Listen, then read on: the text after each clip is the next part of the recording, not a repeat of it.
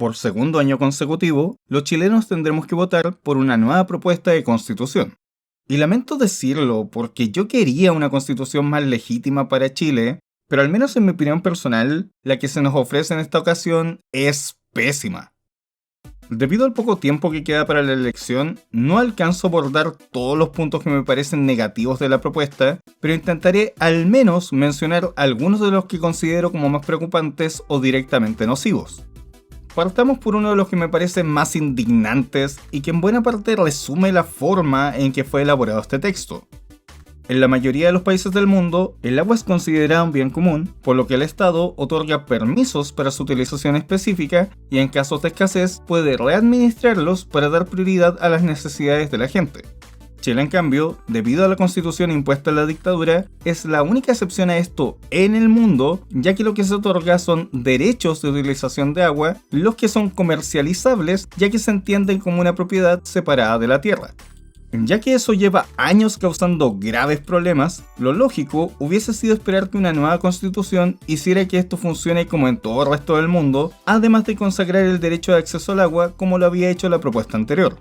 Pero aquí, aunque sí se establece el derecho de acceso al agua e incluso reitera la declaración de que ésta es un bien de uso público, inmediatamente dice que se pueden constituir o reconocer derechos de aguas que son transmitibles y transferibles, y como esto es un punto del derecho de propiedad, de todas maneras se sigue considerando el agua como una propiedad privada.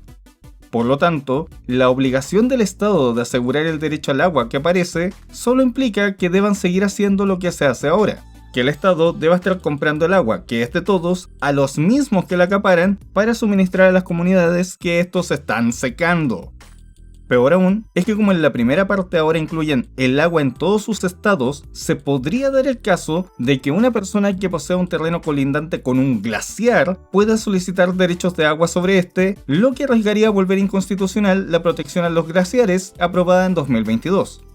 Como ven, esto está hecho de forma muy engañosa. Lo mismo pasa con el derecho a la salud, en donde lo único que se asegura es la posibilidad de obtener atención según tus capacidades económicas, o sea, igual que en la actual. Sí, menciona que se establecerá un plan de salud universal, que fue una de las cosas más cuestionadas y tergiversadas respecto al proyecto anterior, pero no define en qué consiste, y ya que declara que este puede ser provisto tanto por instituciones públicas o privadas, en la práctica estaría constitucionalizando las ISAPRES, lo que en realidad no tiene nada de universal. Igual de decepcionante es en lo que se refiere a la seguridad social, donde esencialmente dice lo mismo que la actual, por lo que no asegura ningún criterio de mínimos ni responsabiliza al Estado sobre que las personas tengan al menos un tipo de pensión suficiente. En lo que sí cambia es que agrega una línea sobre que las cotizaciones no son expropiables, y quiero detenerme aquí un momento. Durante el proceso constitucional anterior, se permitía que las personas presentaran propuestas para agregar a la Constitución en medida de los apoyos que obtuvieran. La propuesta que recibió más apoyo fue justamente una que pedía que se declarara que los fondos de pensión no se podían expropiar. Sin embargo, esta iniciativa fue rechazada por la Convención Constitucional, por lo que a partir de ese momento se inició toda una campaña sobre que lo que se buscaba era que el Estado o el gobierno se robaran el dinero de las pensiones. Pero eso es completamente absurdo. La actual Constitución no las declara como inexpropiables y eso de todas formas no ha pasado porque no tiene sentido. Los fondos de pensión son una propiedad y para realizar una expropiación, el Estado debe pagar el costo de lo que se está expropiando. Si un gobierno quisiera expropiar el dinero de los fondos de pensión, tendrían que pagar exactamente la misma cantidad de dinero, porque el monto a pagar de una expropiación no lo definen los políticos, como he escuchado a mucha gente decir, sino que un juez. Este punto se agregó solo con la intención de decir, ellos no lo pusieron y nosotros sí, a pesar de que no significa nada. Y lo peor es que quienes redactaron esto definitivamente lo saben. Otro tema que ha sido muy controversial es respecto al aborto. Desde el 2017, en Chile existen 3 situaciones en las que este es permitido legalmente: violación, inviabilidad fetal y riesgo de vida de la madre, lo que es considerado como válido a pesar de que la actual Constitución dice que la ley protege la vida del que está por nacer.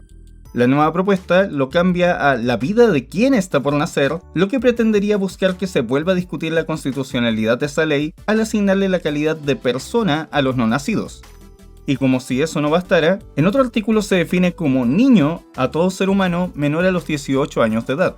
Y aunque recientemente se ha dicho que esas tres causales no están en riesgo, en realidad el Tribunal Constitucional también debe basarse en la intencionalidad con la que se escribió esa norma en primer lugar, y los consejeros republicanos, autores de la mayoría de estas enmiendas, anteriormente manifestaron que para ellos esta no es una discusión cerrada. De hecho, dependiendo de cómo se abordan estos artículos, se podría llegar a retroceder no solo en el aborto, sino incluso la constitucionalidad de la píldora del día después, cuya venta libre está permitida en Chile recién desde el 2010. Relacionado a eso, en lo que se refiere a la libertad religiosa, añadieron la objeción de conciencia, que se entiende como la capacidad de negarse a obedecer normas, órdenes o leyes por motivos éticos o religiosos. Esto podría ir desde darle la facultad a un médico de oponerse a realizar un aborto, a que colegios no acepten a un alumno porque sus padres están separados, que se expulsa a una adolescente por estar embarazada, o que un negocio o servicio simplemente no atienda a personas homosexuales. Y aunque se ha argumentado que la objeción tiene límites como el derecho a la igualdad ante la ley y la no discriminación, eso solo se limita a las acciones del Estado, por lo que en el mediano plazo podrían llegar a anularse varios aspectos de la actual ley antidiscriminación. Como dije antes, honestamente no me da el tiempo para abordarlas en profundidad, pero hay una gran cantidad de cosas de las que también se puede hablar.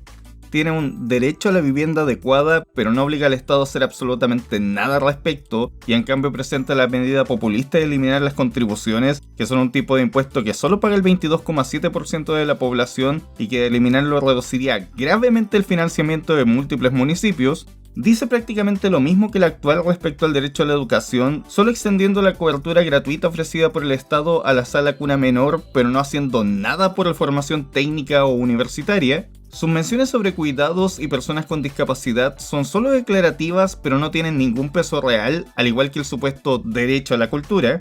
Reduce el número de diputados supuestamente para reducir el gasto estatal, ignorando que los consejeros eran menos que los convencionales y aún así tenían mayor sueldo y hasta se atendían con garzones mientras los primeros almorzaban por su cuenta, pero al mismo tiempo crea al menos 17 nuevas instituciones estatales, incluyendo la Agencia Nacional contra la Corrupción, que no define ni a sus integrantes ni funciones o el cómo se diferencia de la Contraloría, mientras que por el contrario le da mucho más poder a los partidos políticos tradicionales mediante un mecanismo que impide que nuevas fuerzas políticas tengan representación, aunque crea una defensoría de las víctimas, lo que técnicamente ya existe. El Estado ya otorga defensa gratuita a víctimas de delitos graves, prioriza entre tipos de víctimas. Y por cierto, ¿cómo se define una víctima de corrupción? Menciona que quienes ingresen a Chile de forma ilegal serán expulsados en el menor tiempo posible, pero los propios consejeros han dicho que no saben cómo se podría lograr eso, ya que depende de una serie de factores, incluyendo acuerdos con el país de origen, y no aplica en absoluto a aquellos inmigrantes que ingresan como turistas y luego se quedan. Añade acto terrorista, un concepto definido solo por ley, a las razones para declarar estado de sitio, lo que es extremadamente peligroso, ya que se ha demostrado que ha habido montajes que en su momento se calificaban como acto terrorista. Y lo más vergonzoso, mantiene el gasto más innecesario de la Constitución actual, el sueldo vitalicio a los expresidentes. Sí, es en serio.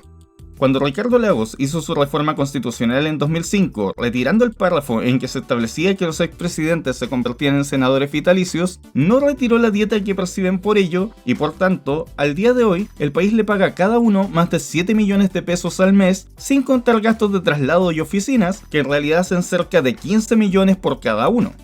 En la propuesta que se rechazó, que empezaba de una hoja en blanco, esto ya no aparecía, por lo cual se acababa. Pero aquí, en el artículo 98, en el que se habla de los expresidentes, el inciso 3 indica que les son aplicables lo dispuesto en el artículo 71. ¿Y qué es el 71? La dieta parlamentaria. Fuera de eso, junto con una redacción muy poco clara en ciertos puntos, incluso para un documento jurídico, se han detectado errores objetivos en la propuesta. En un artículo habla de la constitucionalidad de un decreto con fuerza de ley, pero en otro que lo referencia manda a que pase por el Congreso, aunque esa clase de decretos no pasa por el Congreso, y en otro punto de ese mismo artículo habla de decretos supremos, pero referencia una letra incorrecta del artículo anterior que se refiere a otra cosa. Con estos errores, es muy probable que de aprobarse el texto haya que hacerle reforma inmediatamente. ¿Hay cosas positivas? Sí, algunas, aquí las pongo. Pero para mí, ya con todo esto, es más que suficiente para votar en contra. Y es que si se llega a aprobar, sí, será una constitución más legítima que la que tenemos ahora, por haber pasado al menos por procesos democráticos, pero ya que no provee avances reales en ninguno de los problemas que originaron esto, y hasta retrocede en ciertos derechos, no me extrañaría que tengamos más situaciones complejas en los próximos años. Es tan poco el beneficio para la mayoría de la población que, salvo el discurso sobre seguridad, que tiene más que ver con gestiones de gobierno de las policías y no se resuelve realmente con elementos constitucionales, la mayor parte de la campaña ha sido relacionarla en oposición al gobierno de turno cuando no tiene nada que ver y pretende ser algo que afecte nuestras vidas en el largo plazo. Eso sin contar la incertidumbre que causa la vaguedad de interpretaciones que ya he mencionado. Pero, a fin de cuentas, la decisión está en manos de la gente. Soy Valentín Fuentealba, Reviewer Random, y eso es todo por ahora. Hasta pronto.